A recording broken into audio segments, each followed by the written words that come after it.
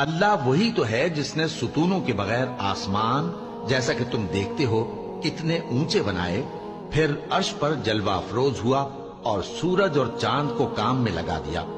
ہر ایک میعاد معین تک گردش کر رہا ہے۔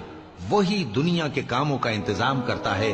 اس طرح وہ اپنی آیتیں کھول کھول کر بیان کرتا ہے کہ تم اپنے پروردگار کے روبرو جانے کا یقین کرو۔ اور وہی ہے جس نے زمین کو پھیلایا اور اس میں پہاڑ اور دریا پیدا کیے اور ہر طرح کے میووں کی دو دو قسمیں بنائیں۔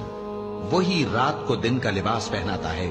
غور کرنے والوں کے لیے اس میں بہت سی نشانیاں ہیں۔ اور زمین میں کئی طرح کے قطعات ہیں ایک دوسرے سے ملے ہوئے، اور انگور کے باغ اور کھیتی اور کھجور کے درخت۔ بعض کی بہت سی شاخیں ہیں اور بعض کی اتنی نہیں ہوتی، باوجود کہ پانی سب کو ایک ہی ملتا ہے۔ اور ہم بعض میووں کو بعض پر لذت میں فضیلت دیتی ہیں۔